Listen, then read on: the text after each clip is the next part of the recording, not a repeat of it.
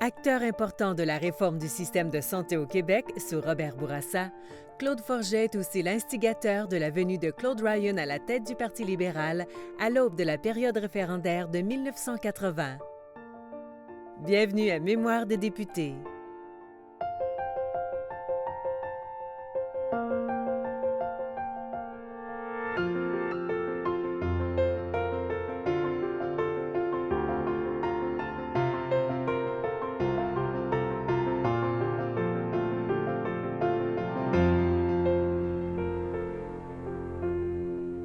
Bonjour, M. Forget. Bonjour. Bienvenue à Mémoire de député. Merci. Parlons de la campagne maintenant de 1976. Quel était l'enjeu au début de la campagne? Écoutez, au début comme à la fin, l'enjeu, à mon avis, évidemment, chacun peut avoir sa vision d'un événement comme celui-là, c'était la protection de la langue française. La Charte de la langue française a eu deux versions, la version libérale et la version péquiste. Dès la première réunion du Conseil des ministres auquel j'ai assisté, donc à l'automne de 1973, le Premier ministre Bourassa a dit « Écoutez, notre objectif, durant ce mandat, il avait été élu avec 102 députés sur les 108 que comptait l'Assemblée nationale à l'époque. Notre objectif durant ce mandat, c'est de régler la question linguistique au Québec qui divise l'opinion, qui agite l'opinion depuis les événements qui s'étaient produits à la fin des années 60, à Saint-Léonard, des commissions d'enquête, des débats publics. Et évidemment, le premier mandat avait été consacré à l'introduction de l'assurance maladie et certains autres débats de ce genre, mais pour son deuxième mandat, il a pris, à mon avis, cette décision qui était capitale de bien des façons pour l'avenir du Québec.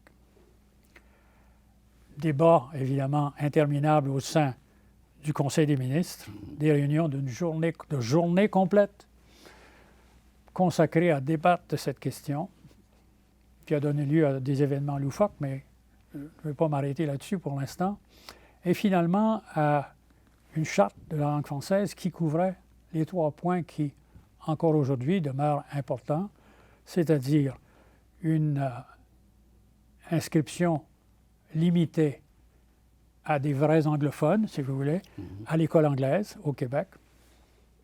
Donc, le français prioritaire pour les immigrants, etc., dans la totalité du Québec, et particulièrement Montréal, où le problème se posait de façon aiguë. La francisation des entreprises, au moins au-dessus d'un certain niveau, étant donné les coûts que la préparation et l'application d'un plan de francisation imposent, et l'affichage public. Ça demeure encore aujourd'hui. Bon, il y a des dispositions, l'accès à la justice, aux services de santé, etc., mais finalement, ces trois volets, à la fois dans la version Bourassa et dans la version René Lévesque ou Laurent, sont encore aujourd'hui les points capitaux. De cela a découlé plusieurs conséquences. Premièrement, Bourassa a payé par la chute de son gouvernement cette décision.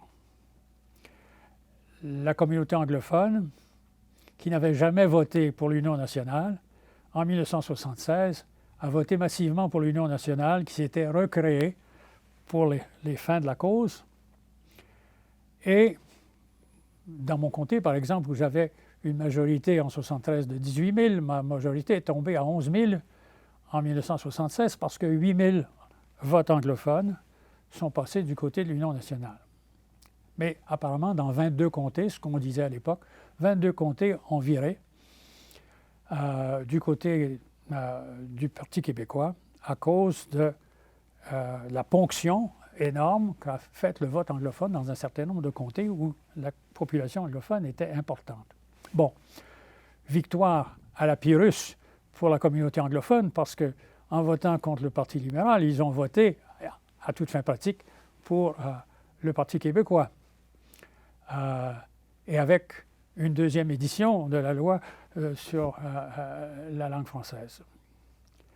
Première conséquence, donc, changement du gouvernement.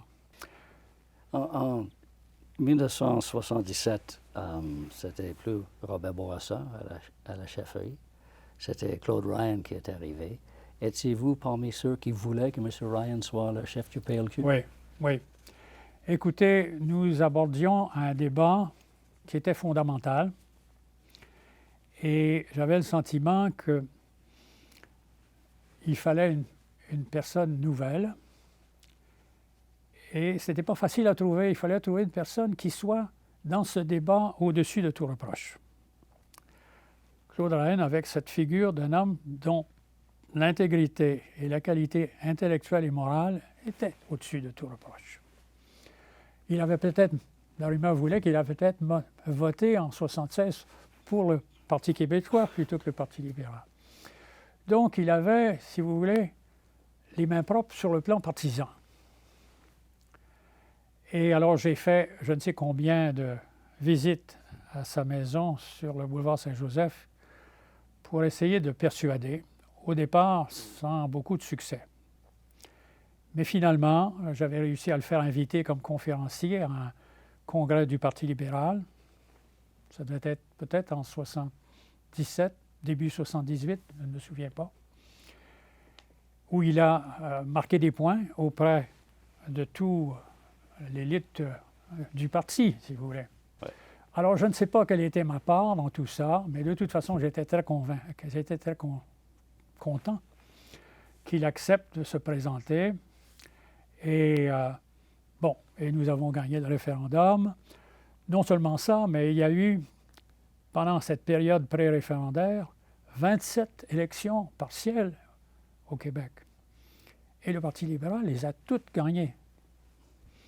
Alors on était en campagne électorale tout le temps, non seulement pour les partielles, mais pour la campagne pré-référendaire qui a duré interminablement jusqu'en 1980, de 1976 à 1980, là vous avez presque 4 ans et demi, où au moins la moitié de cette période, on était sur la route à des réunions contradictoires. Je me souviens, moi, et puis j'avais pas de chauffeur, là, j'étais tout seul, là, j'étais député, simple député dans l'opposition. Je suis allé 2 fois de Montréal à Sherbrooke pour des réunions, je revenais tard la nuit. Au volant de ma voiture, je me disais, avec combien de temps je vais faire ça? Hein? Parce que c'était mois après mois, et même année après année. Et alors, ça s'est bien terminé au point de vue du référendum. Mais aussi, vous étiez très impliqué dans la formulation de nouvelles propositions constitutionnelles du PLQ qui s'appelait le Livre beige. Et tout d'un coup, le Livre beige disparaît. Qu'est-ce qu'il est arrivé? C'est quelle histoire derrière ça? Alors, écoutez, l'histoire du Livre beige, c'est un effort qui s'est échelonné sur plus d'1 an, avec des réunions fréquentes. J'étais le seul parlementaire. Même Claude Ryan n'en faisait pas partie. J'étais le seul parlementaire à en faire partie, avec des gens qui, après, dans certains cas, sont devenus juges à la Cour suprême du Canada, juges à la Cour d'appel, des professeurs, des gens, des professeurs de sciences politiques, etc. Il y avait, je pense, une douzaine de personnes. Je ne vais pas en nommer un plutôt que l'autre parce que ma mémoire me ferait défaut et j'en oublierais quelques-uns. Et c'était le premier, et je pense jusqu'à maintenant, le seul effort raisonné d'articuler un programme qui maintenait le Québec à l'intérieur du Canada, mais qui transformait profondément un certain nombre de structures constitutionnelles, de pouvoirs, de distribution des pouvoirs, etc. C'était donc un effort raisonné de dire voici la thèse québécoise, fédéraliste mais réformiste. En début février, le rapport est publié en décembre 1979 ou en janvier 80, je ne me souviens plus, mais au tournant de ces 2 années. Quelques semaines plus tard, Claude Ryan, sans en parler à personne, se rend à un rendez-vous à 24 Sussex, la résidence de Pierre Elliott Trudeau, qui venait d'être renommé après la défaite qu'il avait subie, etc. Il était renommé premier ministre du Canada, se rend donc à ce rendez-vous. Et après une discussion, parce que c'était à tête, décide de cesser de parler du livre beige et des propositions constitutionnelles du Parti libéral. Je le rencontre à son bureau, également en tête-à-tête, quelques jours plus tard, et il m'apprend ce qu'il venait de faire. Mais Claude Ryan était un personnage remarquable, mais c'était un monsieur qui décidait tout seul. Et c'était peut-être la première indication forte qu'il n'écouterait personne que lui-même. Et il a décidé de taire une proposition, mais en même temps, il s'est exclu du débat référendaire. Parce que peu après, Pierre Trudeau a nommé Jean Chrétien pour faire la campagne au Québec, pour les fédéralistes. Et Claude Ryan, qui n'avait rien à ajouter à ce que Chrétien a, parce qu'il avait promis de ne rien dire, il était possible d'imaginer qu'un chef de parti québécois participe au référendum en disant « Oui, nous voulons rester dans le Canada, mais nous avons aussi un plan pour l'améliorer. » C'est à discuter. C'est évidemment quelque chose sur lequel il faudra s'entendre avec les autres, mais on a au moins réfléchi à ce qu'il faut faire après, et on a un plan, et c'est un plan qui est viable, c'est un plan sérieux, qui est motivé, qui est expliqué en détail et qui est public. Refusant de dire quoi que ce soit, évidemment, au moment de la victoire du référendum, il est mis dans l'ombre et il cache à peine sa colère de se voir, dans le fond, exclu du dialogue. Pour sa part, Pierre Trudeau saute de joie à la pensée que son seul interlocuteur pour le Québec sera René Lévesque. Pensez à ce que René Lévesque avait comme atout. Après avoir perdu lourdement, 60% à 40% le référendum, devant faire face en moins d'un an à des élections, parce que le mandat de 1976 était étiré au possible, devant un parti, dans le fond, décontenancé, découragé par l'échec qu'il venait de subir, il n'avait rien en main. Et Trudeau a dit, écoutez, on cédera nos sièges, on fera des réformes, etc. Il les a faites, à son goût. Nous voulons du changement, nous mettons nos sièges en jeu pour avoir du changement. Et qu'est-ce que Claude Ryan pouvait faire, sinon de protester de façon impuissante, parce qu'il ne s'était pas inscrit dans l'histoire au moment où il fallait le faire. Est-ce que ça explique sa réaction post-référendaire, son discours de soirée? Tout à fait. Tout le monde a noté qu'il cachait à peine sa colère, son dépit, parce que c'était un homme assez colérique. Hein? Nous avons tous pris l'engagement au cours de cette campagne de travailler loyalement au cours des mois et des années à venir à la promotion des changements qui s'imposent dans notre fédéralisme canadien afin que celui-ci devienne plus acceptable. C'était un homme qui aimait avoir le dernier mot et il se rendait bien compte qu'il n'avait plus pas le dernier mot, mais il avait le dernier mot, mais dans l'autre sens, d'être le dernier à être considéré. Alors, oui, et après ça, on se lance dans une campagne électorale alors que l'action se déroule entre René Lévesque et Trudeau. Et forcément, les Québécois pensent que René Lévesque va faire un miracle et que Trudeau aussi. et on se dirige vers le rapatriement sans l'accord du Québec, etc., et vers une défaite électorale en 1981, où j'ai été réélu dans mon comté. Notre députation réduite de 102 à 26. Oui. Mais est-ce que c'était la fin de M. Ryan aussi à ce moment-là? Écoutez, c'était, à mon avis, la fin de son leadership. Il est resté encore quelque temps, bien sûr, comme chef du parti, mais l'élan était brisé. Et personnellement, écoutez, j'ai assisté au caucus qui a suivi la défaite de 1981.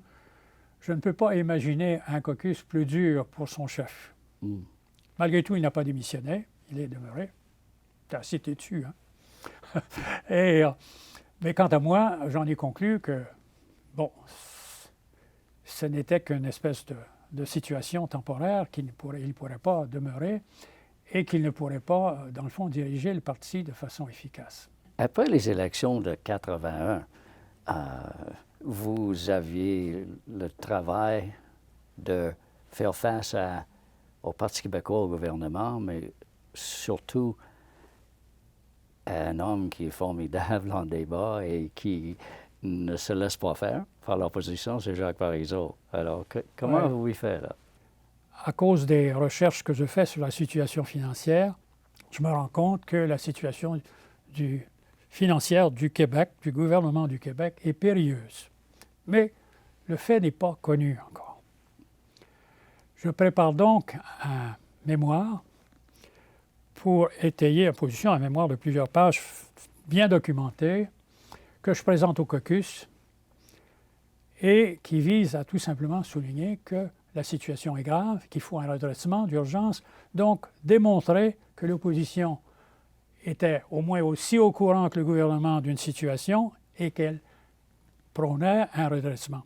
Je présente au caucus libéral les propositions d'une action où on serait proactif, où on prendrait la parole et on prendrait en quelque sorte un certain leadership intellectuel sur une situation difficile. Tout le monde est d'accord, sauf Claude Rennes. Alors Claude Rennes, qui m'avait nommé comme porte-parole sur les finances du Québec, ne veut pas faire de vagues. Vous savez, de la même façon qu'il ne voulait pas faire de vagues avec le livre beige dans le débat constitutionnel, qu'il a mis sous le boisseau un travail de plus d'1 an d'une douzaine de personnes, là encore, sa solution, c'est le silence. Alors, déconcertant, n'est-ce pas? Et face à cette décision, je me rends compte que, d'une part, j'ai perdu confiance en son leadership à cause de tout ce qui a précédé, et j'ai une mission que je ne peux pas accomplir comme je voudrais le faire, donc je n'ai plus de rôle à jouer. Et je n'ai plus confiance au leadership, donc le temps est venu de quitter. Et quelques jours plus tard, je lui annonce mon départ, j'annonce à mon président de mon association de comté, évidemment ma conjointe, la première, et c'est fini. La vie politique se termine pour toujours. Pas sur une très bonne note, finalement. Écoutez, il y a eu, les mois se sont écoulés, finalement, il y a eu un concours au leadership, Bourassa est revenu. On m'a sollicité pour me présenter contre Bourassa. Or, Bourassa avait une longueur d'avance, il préparait son retour depuis longtemps. Et d'autant plus, c'est lui qui m'avait confié le ministère des Affaires sociales. C'est vrai. Et il m'avait toujours appuyé. Écoutez, entre lui et moi, il y a toujours eu une espèce de symbiose. Il avait terminé la faculté de droit une année avant moi, on s'était un peu connus. Il avait étudié en Angleterre pendant quelques années, moi aussi. On avait partagé des intérêts communs, on s'était vus avec nos épouses socialement à Montréal. On avait échangé des livres. Il m'a quand même confié un comté sûr, où j'ai eu une majorité écrasante à 3 reprises. Je n'avais pas le goût de me lancer contre lui. Et donc, j'ai décliné les approches qu'on m'avait faites. D'ailleurs, j'étais revenu à l'enseignement universitaire, à McGill cette fois-ci, et à la consultation. J'aimais ma nouvelle vie et tout s'est bien passé. Mais votre carrière après était florissante. Vous voilà. avez déjà parlé de la vie votre continue. retour, votre retour à l'université comme professeur, de vos consultations que je crois que vous aimiez beaucoup. Oui, je suis devenu un associé sénat de la firme de consultation Sécor, qui était à ses tout débuts. On avait des mandats intéressants. Alors, c'était 5 années intéressantes. Quand je suis arrivé, tout tenait dans le demi-étage de l'édifice qu'on occupait. Et quand j'ai quitté, on occupait 2 étages et ça avait grossi. C'était une entreprise de consultation indépendante qui avait pignon sur rue et qui était connue. Est-ce qu'il y avait quelque chose que, dans toutes ces affaires-là qui vous ont donné le plus de satisfaction? Écoutez, mon expérience sur la mise sur pied d'un réseau, je pense, moderne, des services de santé au Québec, ça a été une source d'intense satisfaction. Pas que ce que nous avons mis sur pied soit parfait, tout est perfectible, mais vous savez, une société avance un pas à la fois. On a au moins surmonté un certain nombre de symptômes de l'amateurisme qui avait précédé la mise sur pied de ce système. J'ai développé de toutes pièces, à la fois dans le rapport de la Commission et après, dans la réalité, le régime de financement des hôpitaux et des autres établissements au Québec, qui est encore en vigueur après toutes ces années. Bon, il fallait aller vite, on le faisait avec les moyens de l'époque, et j'étais parfaitement conscient que ce n'était que la première étape. C'est quand même un défi intéressant et ça a été passionnant. Jamais après, dans le secteur privé ou ailleurs, on ne retrouve la même capacité de faire des changements. Et ça, c'était très important et je garde un souvenir impérissable, évidemment. Avec tous ces accomplissements, et même avec tous ces accomplissements, j'ai vraiment l'impression que la politique ne vous manque pas du tout. Ah non. Non. Écoutez, des circonstances comme celle-là ne se produisent pas souvent. Encore une fois, je l'ai indiqué à d'autres moments, il faut qu'on travaille avec l'opinion publique, ce qu'elle comprend, ce qu'elle est prête à accepter et pourquoi elle est prête à vous faire crédit. Les circonstances ont fait que la conjonction de facteurs s'est retrouvée au moment-là. Il est très difficile de retrouver la même conjonction parce que, vous savez, la politique se fait à court terme. Et les horizons sont courts, 3 ans, 4 ans. Et à l'intérieur d'un mandat aussi court, il est presque impossible d'avoir des objectifs de moyen terme ou de long terme. Parce que tout ça portera des fruits après qu'on sera parti peut-être, même probablement. L'administration publique, depuis la fin du 19e siècle, est devenue le plus grand employeur au Québec. 10% à peu près de la population œuvre dans le secteur, ne serait-ce que dans le secteur de la santé. C'est gigantesque et c'est très compliqué. Alors, un ministre arrive sans préparation, et la plupart n'ont pas de préparation, n'ont peut-être même pas le goût de s'intéresser à la gestion, et ils ont quelques mois pour apprendre. Mais, écoutez, ces systèmes sont tellement compliqués qu'on peut apprendre pendant des années. Et alors arrive un remaniement ministériel et les gens qui ont commencé à se familiariser avec le secteur sont transplantés dans un secteur qu'ils ne connaissent pas.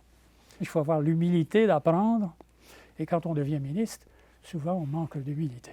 Il y a un autre aspect de votre vie qui était très intéressant parce qu'il n'est pas très fréquent, les couples en politique. Et je me demandais de quelle manière et pourquoi votre femme a décidé à son tour de se lancer en politique et est-ce que vous l'avez encouragé ou découragé de le faire? Écoutez, la vie politique, c'est la plus grande école qu'on peut avoir. On apprend, c'est un cours d'humanité, je dirais. Donc, quand ma femme voulait faire de la politique, j'ai dit, écoute, c'est la plus belle expérience que tu peux faire. C'était pas la première fois qu'on l'approchait pour ça. Elle avait toujours décliné dans le passé. Les femmes sont peut-être plus prudentes que les hommes. Moi, j'avais accepté quand j'étais beaucoup plus jeune. Elle a accepté qu'elle était, plus près de la fin de sa carrière que du début. Mais elle avait beaucoup appris. Et j'ai trouvé que c'était une expérience formidable et je l'ai appuyée. Une bonne expérience, finalement? Oui, une bonne expérience. C'est une très belle expérience pour elle et qui m'a beaucoup réjoui. Elle a fait un travail extraordinaire. vraiment extraordinaire dans un domaine, assez curieusement, un domaine pour lequel je m'étais plus préparé qu'elle, parce que dans mes études au London School of Economics, j'avais une maîtrise en finance. Elle est devenue ministre des Finances, moi, ministre des Affaires sociales. Merci beaucoup, M. Forget. Non plus. Un grand plaisir.